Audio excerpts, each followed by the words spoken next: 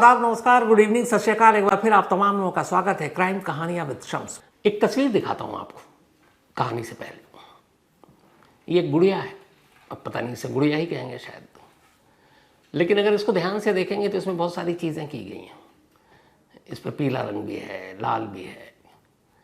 तो असल में जब पुलिस वालों ने इस गुड़िया को ध्यान से देखा तो उन्होंने बताया कि इस गुड़िया का श्रृंगार किया गया, यानी इसे सजाया गया, और ये सिंदूर है, ये हल्दी है और ये सारी चीज़ें। अब ठीक है, एक गुड़िया है तो इसमें क्या खास है, लेकिन एक गुड़िया अगर किसी बैंक के लॉकर रूम में रखी हो और उस बैंक के किसी स्टाफ का उससे कोई लेना देना ना हो तो भी एक सवाल आएगा, भाई कौन रखेगा। दूसरा, उस बैंक के उस लॉकर रूम में वो गुड़िया पाई जाए जिस बैंक के लॉकर रूम से 53 करोड़ के गोल्ड की चोरी हो गई हो, 53 करोड़ रुपए का सोना चुरा लिया गया हो। हमारे देश में गोल्ड चोरी की जितनी बड़ी वारदातें हुई हैं उनमें से शायद टॉप 5 में ये चोरी है। और ये अभी पिछले महीने की बात है।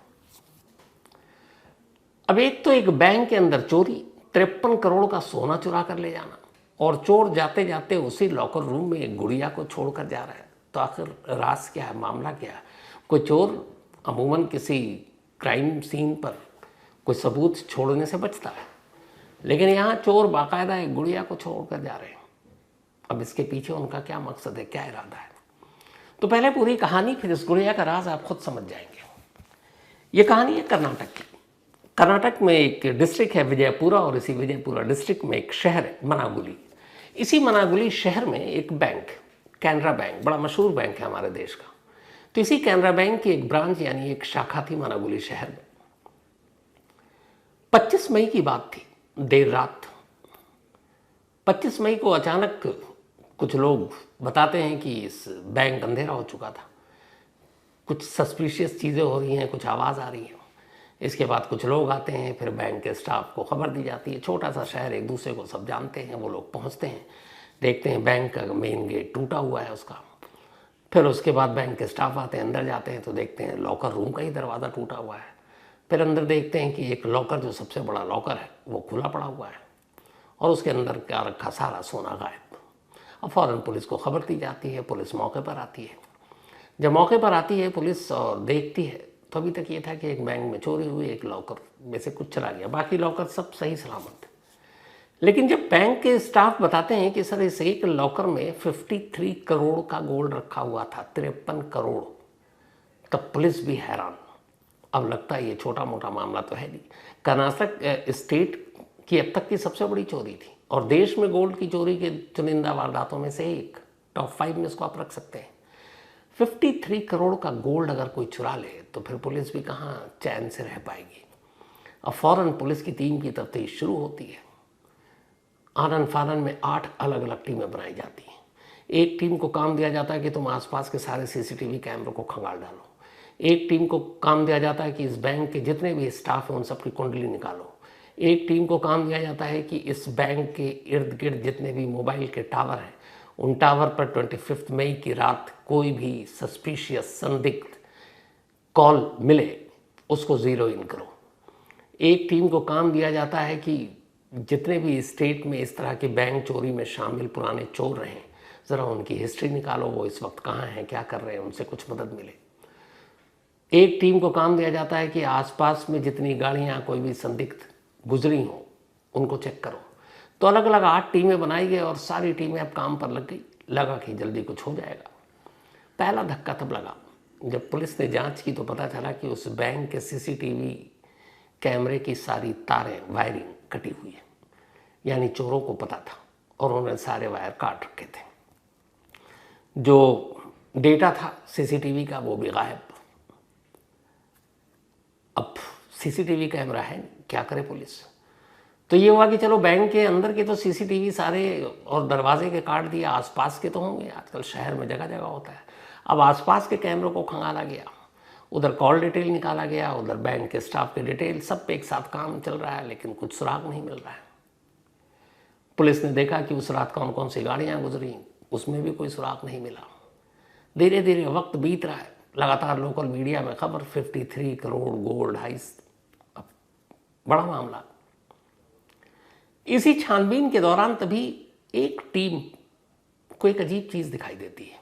वो ये दिखाई देती है कि इस बैंक के करीब एक पार्किंग है और उस पार्किंग में, चूंकि अब बैंक की सीसीटीवी की आपको बताया कि ख़राब है, बंद कर रखा था, तार काट चुके थे, तो वहाँ उन्होंने देखा कि इस पार्किंग में एक गाड़ी है, एक कार। जब ये बैंक में चोरी हुई उससे करीब 3 घंटे पहले ये यहाँ पर आई, घूमी और चली गई। हो सकता है किसी भी गाड़ी, और भी गाड़ियाँ थी, फिर इसी गाड़ी पे नज़र क्यों? फिर पुलिस ने कैमरे से देखा उस पार्किंग के आसपास के कि जब बैंक की चोरी का पर्दाफाश हो गया और लोग पहुंच गए, पुलिस पहुंच गई, उसके 2 घंटे के बाद फिर से वही कार उसी इलाके में घूमकर निकल गई। अब यहाँ पुलिस का माथा ठनका कि एक बैंक में चोरी हुई, बहुत सारी चीज़ें हैं, लेकिन एक कार है जो चोरी से 2-3 घंटे पहले यहाँ आती है और फिर बेवजह चक्कर काट के निकल गई, और फिर बैंक जब चोरी लुट चुका बैंक, उसके 3 घंटे बाद फिर वही कार और फिर एक चक्कर काट के चली गई। तो एक पुरानी थ्योरी है पुलिस की कि क्राइम सीन हो या मर्डर सीन हो, कोई भी जब होता है तो कातिल या क्रिमिनल उस जगह पर एक बार लौट कर ज़रूर जाता है, देखने के लिए कि उससे कोई गलती तो नहीं हुई, ये भी देखने के लिए कि पुलिस क्या कर रही है। तो इसी थ्योरी को आगे बढ़ाते हुए पुलिस ने उस कार का नंबर जो है जूम करके उसको आइडेंटिफाई किया। जब वो नंबर को आइडेंटिफाई किया तो पता चला कि ये कार एक विजय कुमार बिरयाले नाम के शख्स पर रजिस्टर्ड है, यानी इस कार का मालिक विजय कुमार है। अब अभी तक ये था कि होगा, विजय कुमार को ढूंढेंगे, लेकिन तभी 2 अजीब जानकारी मिली। एक ये पता चला कि विजय कुमार सिर्फ 1 महीने पहले तक, बल्कि 1 महीने भी नहीं, 15 दिन पहले तक इसी बैंक का ब्रांच मैनेजर हुआ करता था, और 9 मई को ही उसका ट्रांसफ़र हुआ इसी शहर में कैनरा बैंक की एक दूसरी ब्रांच में। अब वो कार का मालिक इस बैंक का एक्स मैनेजर, और बैंक के पास जिस दिन यह वारदात हुई 2 चक्कर काटना। अब एक बैंक मैनेजर जिसका ट्रांसफ़र हो चुका, वो अपने पुराने बैंक के चक्कर क्यों काटेगा, वो भी ऑड आवर्स में? क्योंकि रात को चोरी हुई, रात को वो क्यों आएगा बैंक? दिन में हो सकता है पुराना एम्प्लॉय रहा है, किसी अपने कुलीग से मिलना हो, कुछ और काम है, लेकिन ऐसे वक्त में क्यों आएगा? पुलिस के कान खड़े हुए। पुलिस ने विजय कुमार को बुलाया, पूछताछ शुरू हुई। अब विजय कुमार कोई घाघ और पेशेवर क्रिमिनल तो था नहीं, ज़रा सी पूछताछ में खुल गया। इसके बाद उसने 2 और नाम लिए। इनमें से एक था चंद्रशेखर और एक था सुनील। चंद्रशेखर भी कभी इसी ब्रांच में, इसी कैनरा बैंक में एम्प्लॉय था, बाद में छोड़ दिया उसने नौकरी और फिर वो अपना एक प्रॉपर्टी डीलर का काम करने लगा। अब ये तीनों आए, तीनों ने कहानी सुनाई। उनकी निशानदेही पर पुलिस ने कुछ जगहों पर छापे मारे और वहाँ से करीब 10.5 किलो सोना बरामद किया, जिसकी कीमत है 11.25 करोड़ रुपए। बैंक से सोना चोरी हुआ जिसकी कीमत है 53 करोड़, अभी तक बरामद हुए सिर्फ 11.25 करोड़ के, यानी लगभग 42 करोड़ 42 करोड़ के गोल्ड को रिकवर करना भी बाकी है। अब जो करीब 10.5 केजी गोल्ड बरामद किया पुलिस ने, कर्नाटक पुलिस ने, उसमें से भी वो गोल्ड के नक्शे बदल चुके थे। कुछ को मेल्ट करके, पिघला कर, ढाल कर सोने को, उसको अलग अलग आकार दे दिए गए थे। कुछ की ईंट टाइप बना दी गई, कुछ के और बना दिए गए, क्योंकि इससे फिर मार्केट में या कहीं और आगे सोना बेचना आसान होता है। तो उन्होंने ये भी हरकत कर डाली। अब सवाल ये था कि इन लोगों ने ये चोरी कैसे की, और उससे भी बड़ा सवाल ये था कि एक लॉकर रूम में गुड़िया की शक्ल में एक सबूत छोड़कर ये क्या मकसद से गए थे। तो जब विजय कुमार से पूरी बातचीत शुरू हुई तो इस लूट से ज़्यादा कहीं दिलचस्प इसकी साजिश की कहानी सामने आई। विजय कुमार इस बैंक में काफ़ी वक्त तक रहा, ब्रांच मैनेजर था, मतलब बॉस। इस बैंक में चूंकि जिस इलाके में था वहाँ के लोग अपने कीमती जेवर बैंक के लॉकर में रखा करते थे, और उसमें ज़्यादातर सोने के जेवर होते हैं। ब्रांच मैनेजर होने की वजह से विजय को पता था कि यहाँ लॉकर में कितने सोने हैं और कितना सोना किस किस लॉकर में। इत्तेफाक से जिस लॉकर को इन लोगों ने खोला, और सिर्फ एक लॉकर, बाकी लॉकर में भी गोल्ड था, किसी लॉकर को टच नहीं किया सिवाय एक ये वो लॉकर था जिसमें सबसे ज़्यादा गोल्ड रखा होता था, क्योंकि ये बड़ा था और ये बात कोई अंदर का ही बंदा जानता था। तो इसीलिए प्लान के हिसाब से विजय कुमार ने कहा कि अपने ही बैंक को लूटा जाए, सोना चुराया जाए। ये प्लानिंग हुई फरवरी इसी साल। अब फरवरी में प्लानिंग हुई, लेकिन प्लानिंग के साथ एक शर्त थी। शर्त ये कि विजय कुमार बार्ले को पता था कि कुछ वक्त इस बैंक में ब्रांच मैनेजर के तौर पर वो काम कर चुका है, और जो बैंक और सरकारी नौकरी होती है उसमें ये होता है कि ख़ास मुद्दत के बाद आपका ट्रांसफ़र ज़रूरी है।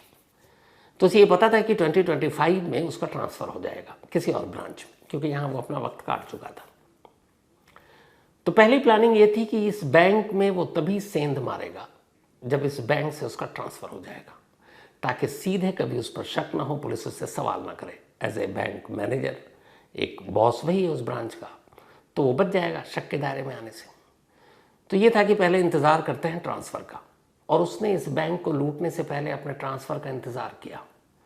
आखिरकार फरवरी में ये कंफर्म हो गया कि मई में इसका ट्रांसफ़र हो रहा है, और इसी शहर में हो रहा है जो मनागुली शहर है। तो लेटर आ गया ट्रांसफ़र का। अब लेटर यह था कि इसको 9 मई को इसी शहर के कैनरा बैंक के एक दूसरे ब्रांच में बतौर ब्रांच मैनेजर ड्यूटी ज्वाइन करनी थी। 8 मई इसका इस बैंक में लास्ट डेट था। फरवरी एंड में ये लेटर आया, और इसके बाद इसने अपने 2 साथियों को साथ मिलाया, चंद्रशेखर और सुनील।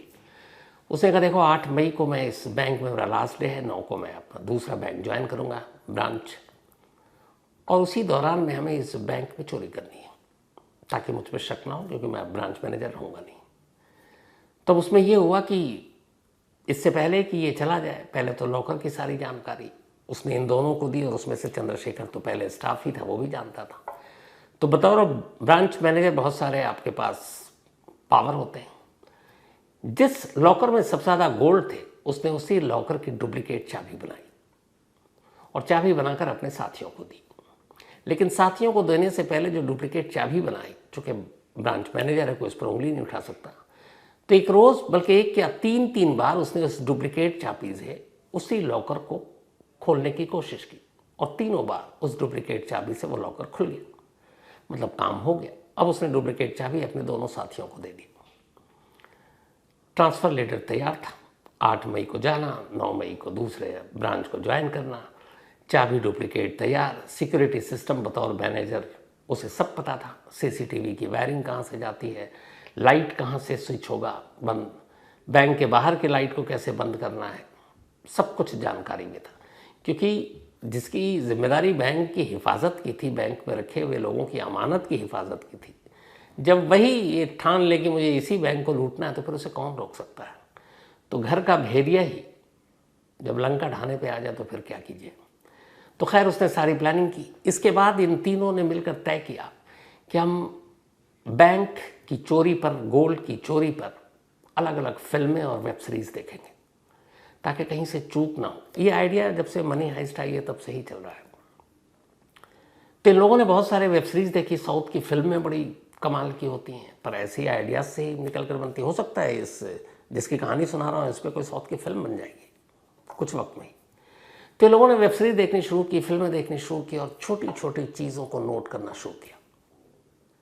और इन्हीं सब के बाद इन्होंने तय किया कि इस बैंक को 23 मई को लूटेंगे, यानी 23 मई को।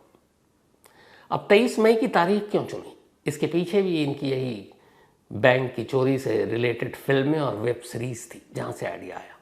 असल में 23 मई को तब आईपीएल चल रहा था। रॉयल चैलेंजर बेंगलुरु यानी अपने विराट कोहली की टीम आरसीबी और सनराइजर्स हैदराबाद के बीच आईपीएल का एक मैच था जो बेंगलुरु में था। अब कर्नाटक में ज़्यादातर आरसीबी के फ़ैन, और इस बार तो आरसीबी का शुरू से ये था कि शायद आईपीएल की ज़बरदस्त दावेदार है, और वो जो बीच में रुका था ऑपरेशन सिंदूर के बाद, तो आईपीएल दोबारा शुरू होना था। तो 23 मई को आरसीबी और सनराइजर्स हैदराबाद का मैच था। इन तीनों ने तय किया कि हम उसी दिन बैंक को में चोरी करेंगे। उसकी वजह ये थी कि रात को मैच ख़त्म होगा और उस दिन आरसीबी की जीत पर सब जश्न में डूबे होंगे, और उसी जश्न के माहौल में धीरे से ये लोग बैंक में दाखिल होंगे, सोना चुराएंगे और निकल लेंगे। 23 मई की पूरी तैयारी हो गई। लेकिन बदकिस्मती से 23 मई का वो मैच आरसीबी सनराइजर्स हैदराबाद से हार गई। अब आरसीबी हार गई तो फिर काहे का जश्न, सारा जश्न वाला मामला अधूरा हो गया। अब इन्होंने कहा नहीं, ऐसे वक्त में बैंक के अंदर सेल नहीं लगाएंगे। इसके बाद तय किया इन्होंने दूसरी तारीख फाइनल 25 मई, 25 मई। अब 25 मई की तारीख आई। उससे पहले वेब सीरीज फिल्में देख चुके थे।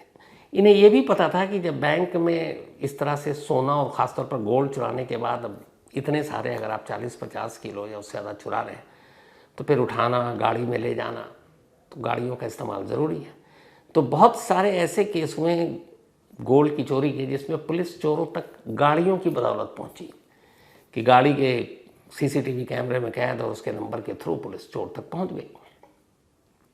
इन्होंने यहाँ भी एक आइडिया निकाला। इन्होंने कहा हम एक ट्रक लेंगे और इनके पास 2 स्कूटी।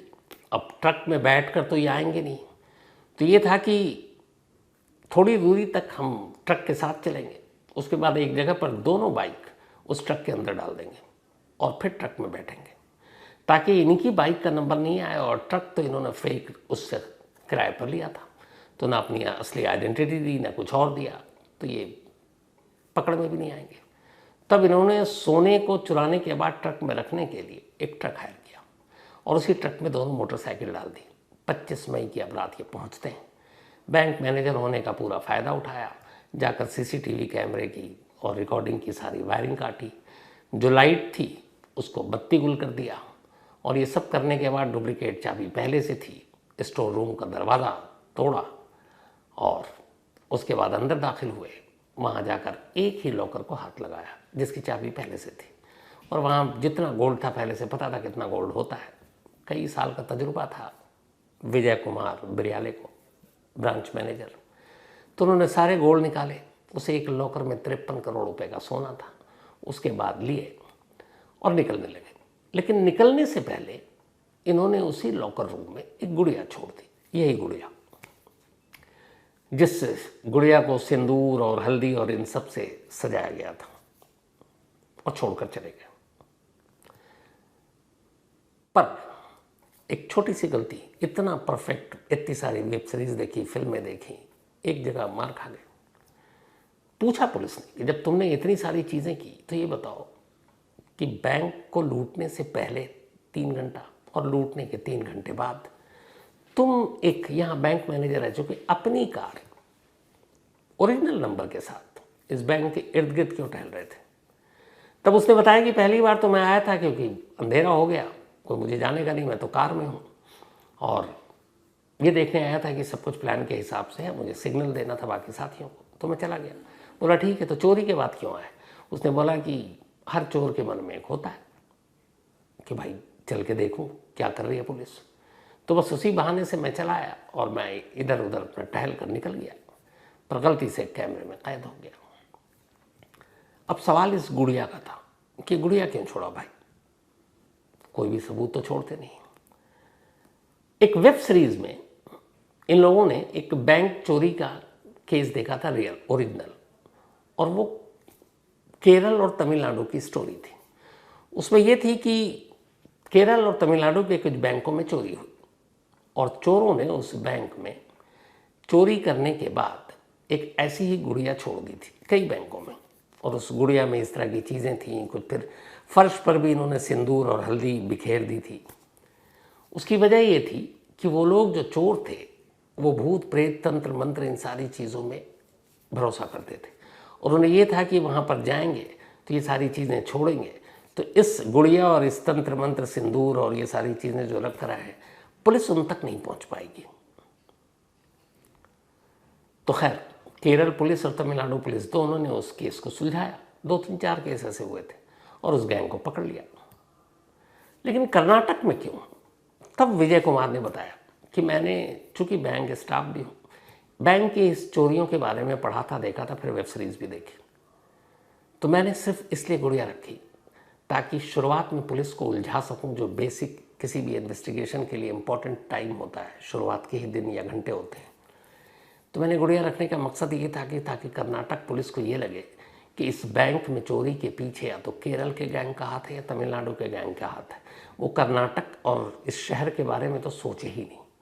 तो सिर्फ पुलिस को गुमराह करने के लिए उसने ये गुड़िया यहाँ रखी थी, ताकि इसे तंत्र मंत्र जादू टोना समझकर पुलिस केरल और तमिलनाडु की जो कि गैंग है उनके बारे में तफ्तीश करना शुरू करे।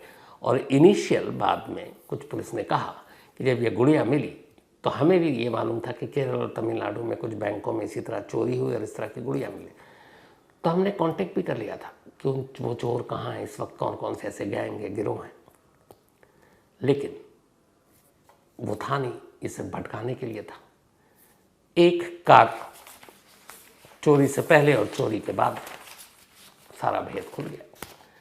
53 करोड़ में से 11 करोड़ के करीब सोना मिल चुका है, लेकिन 42 करोड़ का गोल्ड अब भी बरामद करना बाकी है। और पुलिस की इनिशियल पूछताछ के हिसाब से कई और लोग अभी अरेस्ट होंगे, क्योंकि इन्होंने कुछ ऐसी जगहों को पकड़ा है, कुछ ऐसे सोनार हैं जो इन सोना को पिघलाने का काम कर रहे हैं, ताकि पिघलाकर उसे एक नया आकार, एक नई शक्ल दी जाए और फिर उसे मार्केट में उतारा जाए। लेकिन फिर भी अभी 25% भी सोना बरामद नहीं हुआ है। उम्मीद यही है कर्नाटक पुलिस ने अच्छा काम किया है, बाकी के गोल्ड भी बरामद कर लेगी। क्या क्या आइडिया कहाँ कहाँ से लाते हैं। और ख़ास तौर पर देखिए कि जिस बैंक का मैनेजर, जिसकी जिम्मेदारी है, लोग जिसके भरोसे पर सब कुछ वहाँ रख कर जाते हैं, वही चोर निकला। तो क्राइम कहानियाँ विश्रम्स में आज इतना ही। अब आपसे मुलाकात होगी अगले संडे को किसी नई कहानी के साथ। तब तक अपना और अपनों का ख्याल रखिएगा। Thank you very much.